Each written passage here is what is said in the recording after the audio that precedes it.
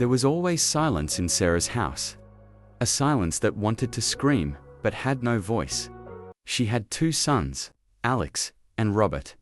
Alex was the elder one. Robert was younger, a little weak, and more innocent. Their father was not part of their lives.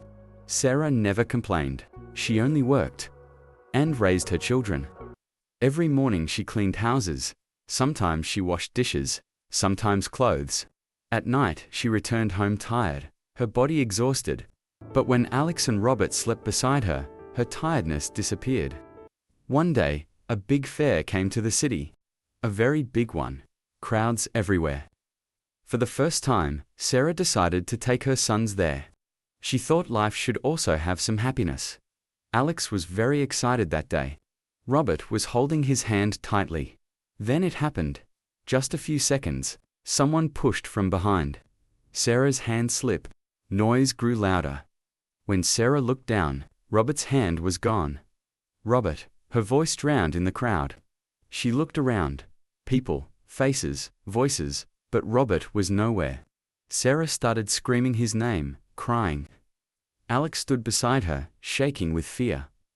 The police came. Announcements were made. Night fell, but Robert was not found.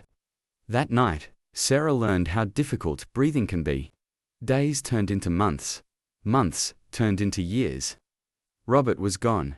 Sarah searched the entire city, hospitals, shelters, streets. People told her, let it go, forget him. But a mother does not forget.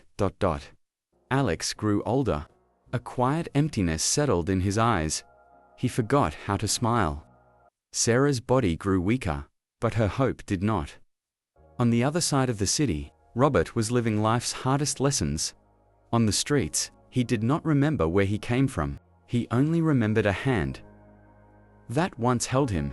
Sometimes someone gave him food. Sometimes someone kicked him away. He learned how to survive, how to run, how to stay hungry. He grew older, but his childhood stayed lost.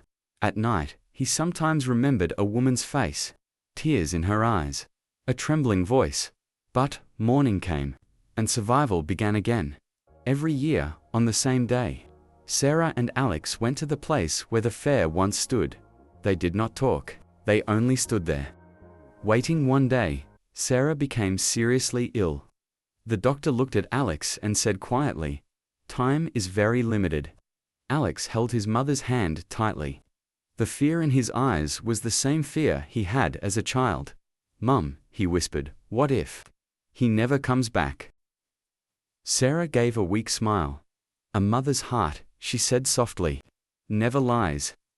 The hospital corridor was unusually silent, the kind of silence that hides more than it says. Sarah lay on the bed, her eyes were closed, her breathing was slow, very slow. Robert stood a few steps away. His feet refused to move forward. His heart told him to run, his mind told him to stay. Alex looked at him, then at his mother. Then he took out an old photograph from his pocket. Two boys, one older, one younger. Robert's eyes froze on the picture. A sharp pain hit his head. A fairground, a crowd, a woman's hand, and then darkness. He stumbled. Alex held the photo closer. "Look at this." Robert took it. His hands were shaking. "This boy," his voice broke. "Is this me?" Alex didn't speak. He only nodded.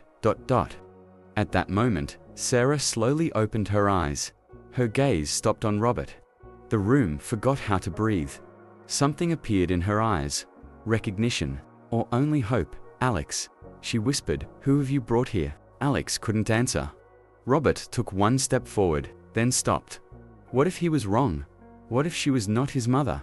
Sarah looked again. Confusion crossed her face, then tears. She lifted her hand into the air. Her fingers trembled. "This hand," she said weakly. "I once. Let this hand go." Robert stepped closer and placed his hand in hers. Just one moment. Sarah's fingers closed around it. Tears rolled down her face. "Robert," the name came out slowly, as if saying it loudly might break the truth. Alex collapsed, crying.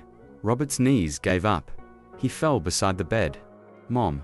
For the first time in his life, that word had meaning.